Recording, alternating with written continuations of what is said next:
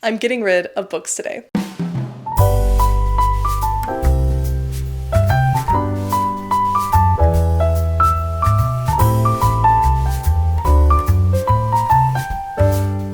I have too many books. I, for some reason, like to have a trophy for every single book that I have ever read so that I can put it on a shelf, display it in my house, proudly until the day that I die, and that's unnecessary. These are the bookshelves that I film in front of, and you see them in the background of almost every single one of my videos. But what you don't see is that books have overtaken every single room in my house. And it has always been a dream of mine to have books in every single room of the places that I live, and I've achieved that. But at this rate, the foundation is going to crumble, this will be a fire hazard, and we won't have any space to live anymore because it will just be books. And as tempting as that sounds, it's unsustainable and it's time to rehome some of my books. We'll see how many. So I'm going to be going through some of my shelves with you today. My logic is that my favorite books, books that I love, books that I think are pretty, books that I want to keep, absolutely can stay. But if it's a book I didn't really like, or I don't really care about, or I didn't really remember, or I have multiple copies of it, with some exceptions, they can be rehomed and receive a new life. Not here. I also am going to take on the extremely daunting challenge of going through my TBR shelf. And this one is going to be hard because I'm going to have to be very honest with myself. If it's a book that I haven't read for years, and I'm probably not going to read in the next few years, I'm just the bottleneck between that book getting to be in the hands of somebody who would love it. So stick around and we will both find out together just how ruthless I feel like being today and just how realistic my plan actually is. I've got some very crucial supplies. If you see any dust bunnies in this video, no you didn't. I've also got a beverage here to keep me fueled. Now let's do this.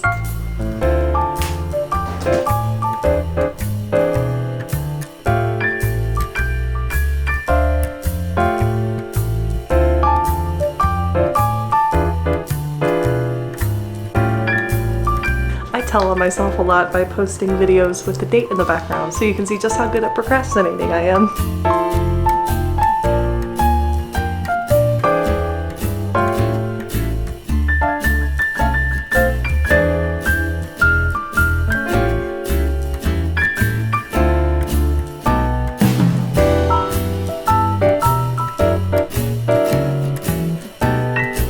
These aren't going anywhere.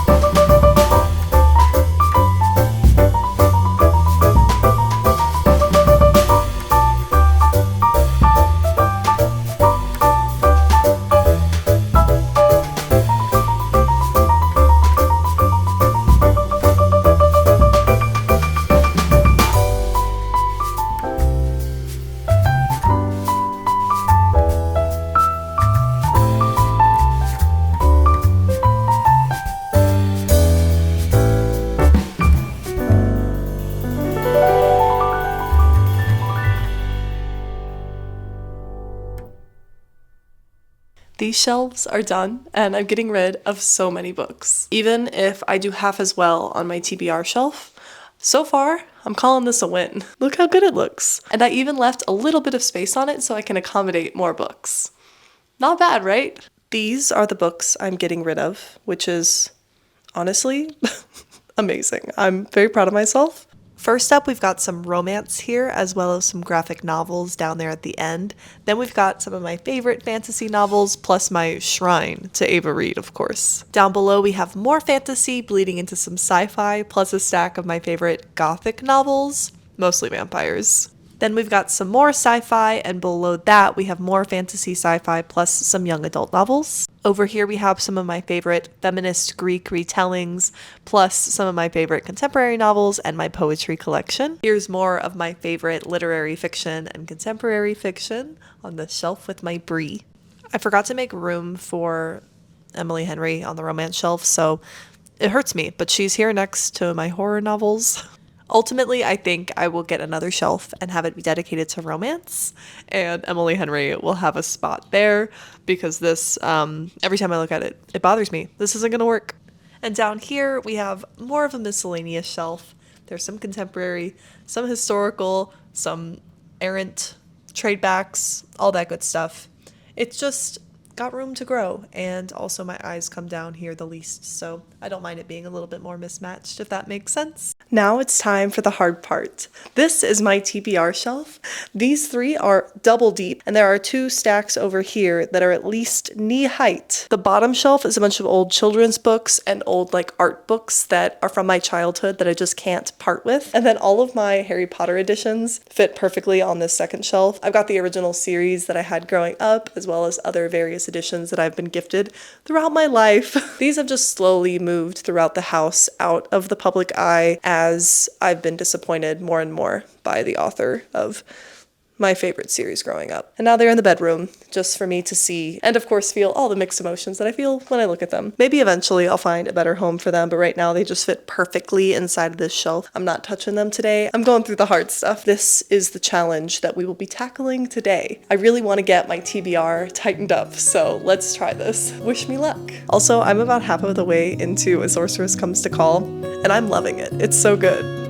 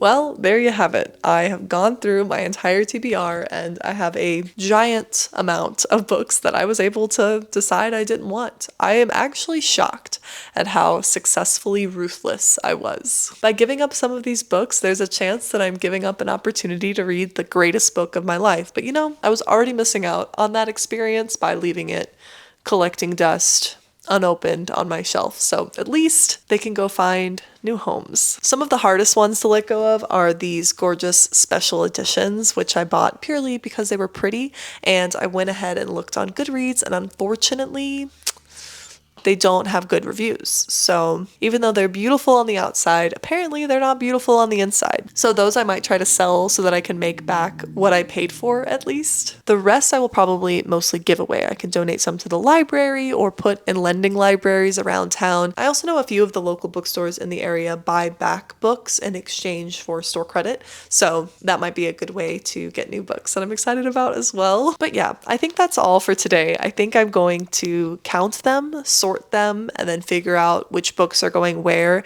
And there's no way I'm going to be able to show you all of them, but tomorrow, after I've gotten them a little more organized, I'll show you at least some of the highlights, and hopefully I'm not getting rid of your favorite book. I probably cut my TBR completely in half, and that feels really good. However, it is still unmanageably large. I did sort them together and come up with a couple of themes. Like, I know I have an entire stack of vampire books that I want to read in the fall. So come fall, I want to just sit down and read nothing but vampire books for a week and maybe turn that into a vlog. There's a bunch of cozy books and romances that I'm really excited to get to, and so many fantasy books. So I gotta turn on the fantasy fall. Another interesting thing I've been doing is this like console low table thing over here. I isolated all the books that I'm most excited for and books that I want to get to sooner rather than later. So books I want to get to before fall gets here.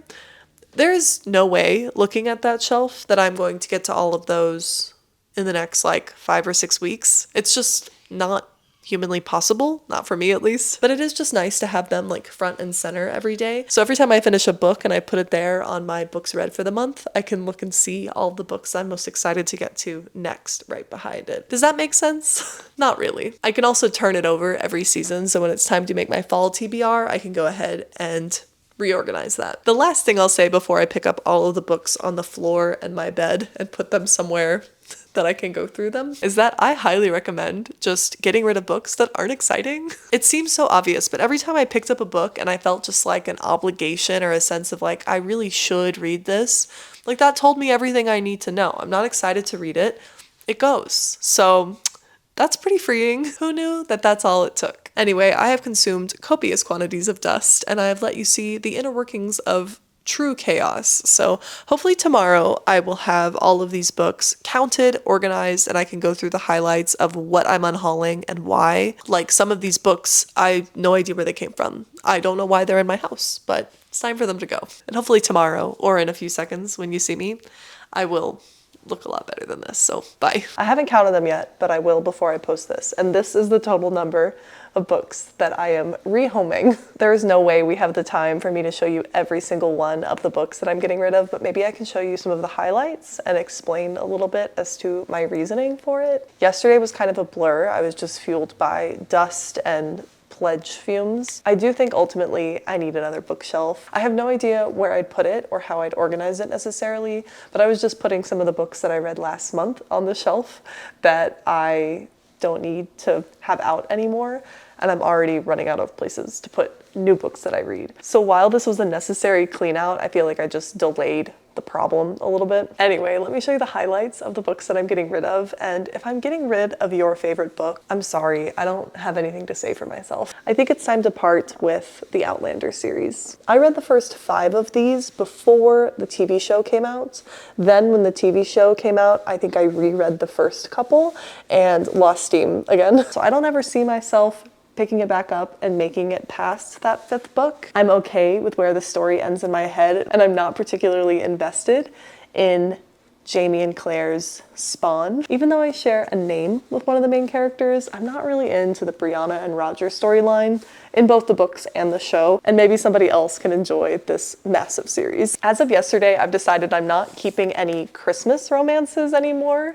I just don't have enough room in my shelves and in my brain to store holiday romances. There's probably a good once a year that I will still reach for a Christmas romance, but I don't need to read and keep a physical copy. I do have a Christmas romance on my TBR shelf that I think I thrifted for very cheap that I'll save and read this Christmas and then give it away. When it comes to keeping romances, I want to keep the ones that I really love and that I'm really excited to have, and these aren't those. And while I derived a lot of enjoyment from these, I don't anymore. The same thing goes for thrillers. I just don't need to have these full-size hardcover books taking up shelves when, even though in the moment I probably had a great time when I was reading them and I enjoyed myself very much, I could not tell you what happened, who died, what the plot or the twist was in these books. Even if I enjoy them in the moment, I just find thrillers to be really fun, like little junk food for your brain, and then you digest it and forget all about it. I think I distinctly remember enjoying myself for every single one of these. So now somebody else can enjoy these. And books like my collection of Emily Henry or Talia Hibbert or Allie Hazelwood, they're not going anywhere. But I don't feel the need to collect Christina Lauren books or Jenny Han books. I'm pretty sure I've had this 3-in-1 edition of The Summer I Turned Pretty since, I don't know, 10 years ago maybe, and I just don't need to have it on my shelf anymore. I will eat up the show. I also culled through a bunch of romances that I was just kind of mid on. I don't think I necessarily had a problem with any of these, but I just don't want to have them anymore. Books like A Little Something Different, The Summer of Broken Rules, Georgie All Along, At First Spite, Summer Fridays, although this hurts because I did just buy it and just read it like in the last month. Funny You Should Ask, which is a celebrity romance. Nora Goes Off Script, which is also a celebrity romance from the same author, same time next summer. The Star-Crossed Sisters of Tuscany, Bringing Down the Duke, and a couple of young adult romances that I have from Morgan Matson. I used to adore her books. Tell me why I also own mass market paperback versions of Outlander? Okay. Also, I fully bought both Things We Never Got Over and the sequel, Things We Hide from the Light, fully anticipating that I would read these and become a Lucy Score fan. Unfortunately, I have seen 0 good reviews for either of these books, and I will not be reading them. I'm also going to get rid of my copy of If We Were Villains. This is one that I just really didn't love, and I just don't need to keep. What maybe hurts the most is getting rid of these special editions that I have that are all just beautiful. I bought them purely because they were pretty. So these I will probably just try to sell at face value so I can recover what I spent on them. This stack includes the Owl Crate version of This Dark Descent, the Illumicrate version of To Gaze Upon Wicked Gods, Fathom Folk, also from Illumicrate, this version of To Cage a God, The Voyage of the Damned, and this stunning copy of Sons of Darkness. On the flip side, I have heard only good things about Tiny Beautiful Things. Everyone and their mother says that this is incredible. I still haven't managed to pick it up after all of this time and after all of these great reviews, so I don't think that's gonna change. I'll just watch the Hulu special maybe. I don't know. Someone else can enjoy it and find out for themselves if it's the best thing that has ever been written. I think I need to be honest with myself and with all of you. I have read all the Sarah J. Maas that I will be reading. Someone else will get to enjoy this completely unopened copy of Crescent City. Court of Wanderers. This is the sequel in a duology, the first of which is Silver Under Nightfall, and I fully plan on reading that one. I have it in paperback and I'm gonna read it this fall for Vampire Fall. And I have universally heard that this duology suffers from a major sophomore slump and that this is not good. So I intend to read Silver Under Nightfall and just assume that it's a standalone. If I get the urge to read the sequel, I want it in paperback anyway. What else am I giving away that you can totally roast me for? The sequel to Bridget Jones' Diary. I loved reading Bridget Jones' Diary so much that I thought I would really enjoy the sequel. I don't think I'm ever gonna read this. The way a younger, more masochistic version of me inhaled this entire a dog's purpose series. I don't know, to be honest. I have nothing to say for myself. Oh, and tomorrow. I'm not getting rid of this because I dislike this book. In fact, it's one of my favorites of all time. I'm getting rid of this book because I have not one, not two, but 3 copies. So I will make sure that somebody who really wants to read this gets it because I love it. So that should give you some of an idea of the kinds of books that I'm getting rid of and why. I don't know, I mostly went off the vibes. It probably doesn't help that I was listening to A Sorceress Comes to Call by T. Kingfisher, which I am loving, by the way, but it means that I was just in the mood for like gothic heavy stuff, and I was just like, cut the fluff, you know what I mean? I only want heavy melodrama. I've never conducted a highly scientific study on whether what you're listening to affects the decisions that you're making, but I would wager it has an impact. Maybe it made me more ruthless than I would otherwise be. Who knows? So over the course of the next few days, I will find second homes, second lives for all of these books that aren't on my shelves. Because even after cutting this many books, I still don't have any room. Now, does this change my philosophy about buying books in any way, shape, or form? Absolutely not. And actually, the idea of it offends me. Anyway, now for the easy part. Well, that's all for now.